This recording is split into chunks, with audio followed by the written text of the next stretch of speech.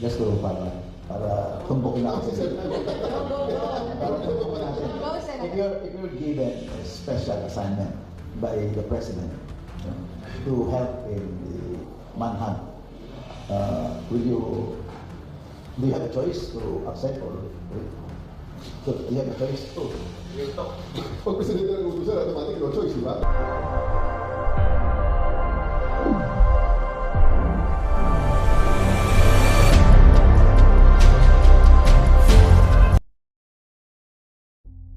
Former PNP Chief at isa ring dating PNP Chief, si Senator Bato de la Rosa. Ano pong reaksyon nyo nung sabihin natin umalis o tumakas siya sa Senate building matapos yung putukan sa Senado? Nag-examine ko kasi hindi siya MMDA covered as a Senate building eh. Hindi naman siya landfill, hindi naman siya waterway. Kaya hindi na namin masyadong nilaliman ang aming pag-imbestiga sa mga nangyari yan. As former PNP Chief, sir. Buti na lang, General Manager.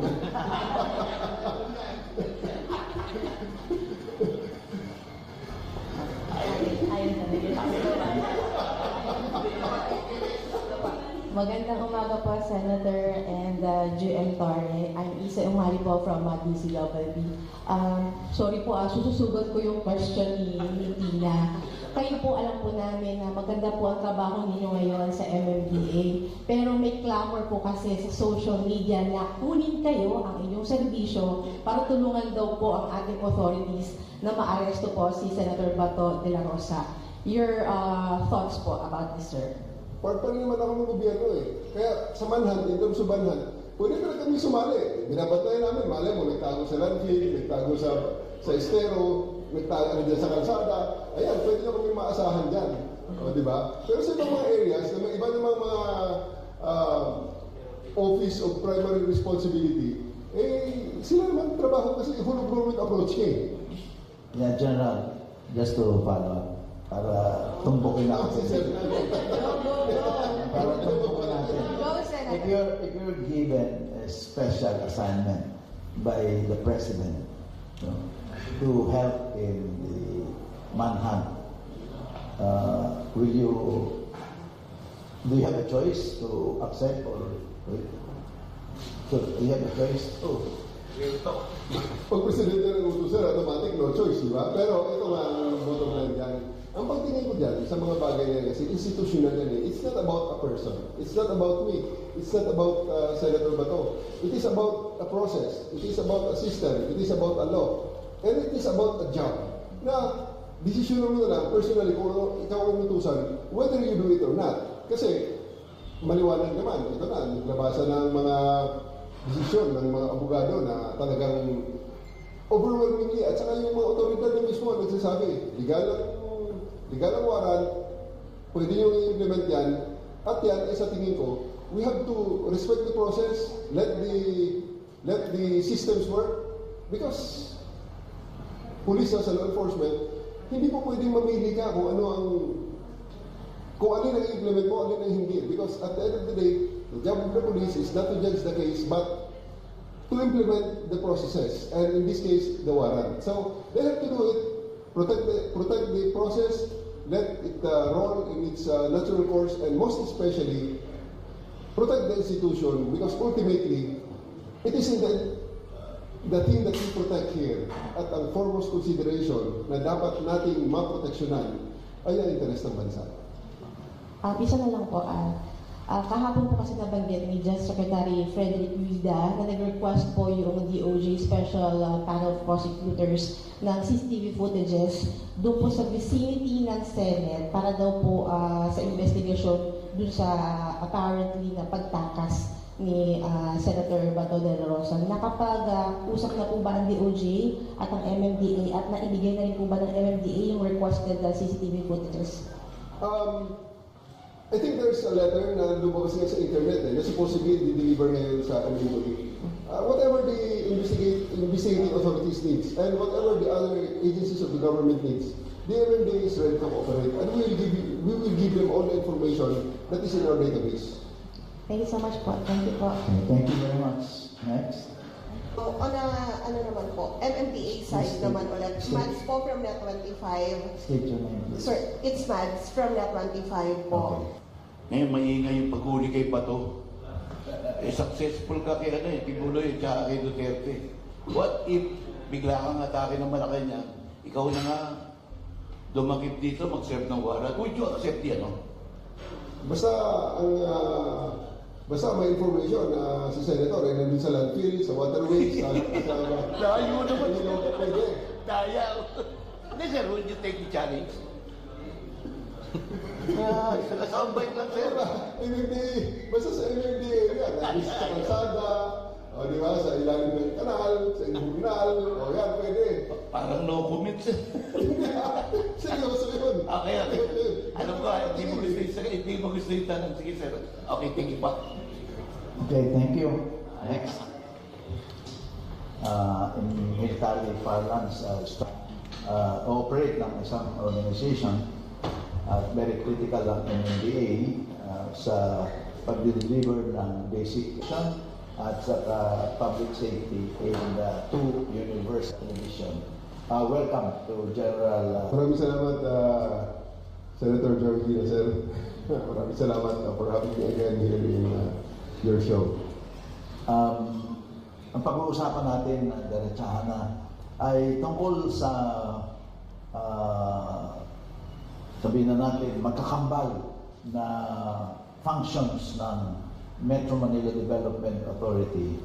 One is flood control and sewerage management, at yung pangalawa ay yung solid waste disposal and management. Yes. Magkakambal itong Yes. dalawang functions ng MMDA. Yes. At ang general manager, ang talagang executive officer ng MMDA, ang Metropolitan Manila Council, and chaired by Ron Artes. Ang nagpapatupad ng mga polisiya niyan ay ang general manager. So kayo ang pinaka-executive officer ng MMDA. Nagsisimula na ang tagulan at alam naman natin sa buong taon halos nauubos yung alphabet, sa pinapangalan sa mga bagyo. Nakahanda na ba ang MMDA bilang pangunahing ahensya na talagang mag-aasikaso ng sisigurado na hindi tayo babahain sa panahon ng tag-ulan? Ano ang mga ginagawang paghahanda ng MMDA para sa ganon ay maiwasan nga natin ang pagbaha na nagdudulot ng 1. Suspension ng classes, 2. Suspension of work, 3. Disease, dala-dala yung sakit, kapag ang baha ay malaki at saka nananatili. Ano ang ginagawa ng MMDA na ngayon bilang paghahanda? Yung paghahanda, sir, natin sa rainy season na to, nagsimula, sir, months back pa. Okay, sir. Pero based on the first rains, talagang marami pa kaming gagawin pa, sir, na mga adjustments. Kasi based on the first rain, may mga binahauli ng mga lugar, sir. So, ang paghahanda namin, At hindi pa malakas yun, ha? hindi pa malakas yun, sir. Meron ibang area na sa Metro Manila, Yes, sir.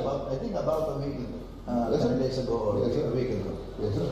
So, ang una namin ginagawa, sir, syempre, yung declogging ng mga estero, sinisigurado namin na ang mga estero natin, wala ng basura. Kaya nga, sir, magpinsan talaga, sir, o magkakambal ang operations ng anti-flood at saka yung solid waste management. Yes, So, sir. basura at baha. Magkakasulat yan. Yes, sir. Ilan ang mga estero natin or tributaries na masasabi dito sa Metro Manila at saan nanggagaling ang malaking portion ng tubig also? Is it from the Manila Bay or from Laguna Lake? Ang Manila Bay at Laguna Lake, sir, yun ang dumping ground ng tatlong river system natin. Tatlong river system natin, sir, yung Pamarisan, Pasig, Marikina, San Juan. Tapos yung sa Tulyahan and Tulyahan, Napotas, Malabon system, sir. At saka itong sa baba, sir, yung Las Piñas, Zapote, and Parañaque. And yung Three River system na sir, meron mga 30 na smaller tributaries na nag-feed sa kanila sir. Ang dalawa lang ang dulo niya sir. Laguna Bay at saka yung Manila Bay sir. Malaki ba ang aspeto ng basura sa bilang sanhi ng baha?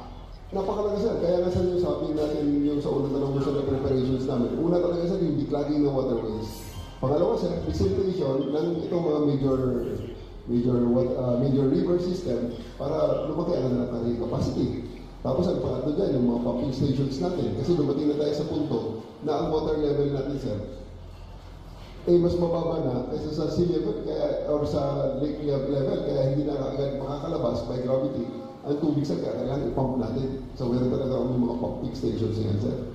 Tapos syempre kasama sa paghahanda natin yung pag-preposition ng ating mga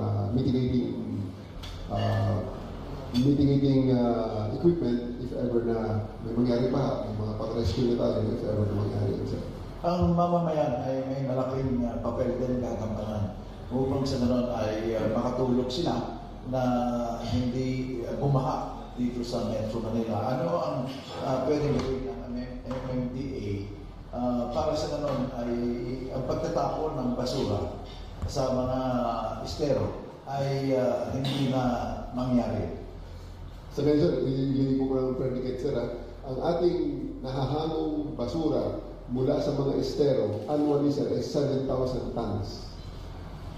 Ang galing naman sir sa pumping station, Pagkakalit niyo po, 7,000 tonelada sir. 7,000 tons Tons, sir. of garbage. Of garbage ang nakukuha natin sa A mga year. waterways. Yes sir. Yun sir sa mga ating estero cleanup. Tapos another 5,000 tons na nakukuha natin sir na nakakarating talaga sa pumping station na bumabara sir kasi may mga garbage rake yan sa mga pumping station natin. So combined, mga 12,000 tons Yes sir. That's a what, year. that's 1,000 tons per month sir. 1,000 tons per month ang ating nakukuha basura sa waterways and pumping station combined. Kaya nakikita natin sir, noong isang araw, yung Pasig River ferry system natin sir, pinatigil muna natin dahil hindi makadaan ang ating mga barko, ang ating mga bangka na ginagamit sa ferry, yung mga ferry boats natin. Kasi ang isa, napasukan ng sako yung kanyang cooling system. Ang isa naman sir, napunuputan ng lubid ang kanyang propeller. Galing lahat sir sa mga basura na ninanabigate pa ng ating mga tao dyan sa Pasig River. Okay, isa-isayin natin. Sa pumping station, 5,000 tons Yes, sir. annually ang nakukuha ng MMDA. Yes sir. Ano po ang ginagawa ninyong solusyon para sa ganun ay hindi makapasok sa mga pumping station itong basura sapagkat pagka nakapasok sa pumping station yung mga kahoy o kung ano pa mga bagay ay masisira ang pumping station. So anong ginagawa natin proactively para yung mga makina o mga pumping stations ay talagang in tip-top shape ngayong tagulan. At para sa ganun, ang tubig ay mapump. Yes, At anong ginagawa ay yung paghapot nyo ng basura na 5,000 tons na nakukuha nyo sa mga pumping stations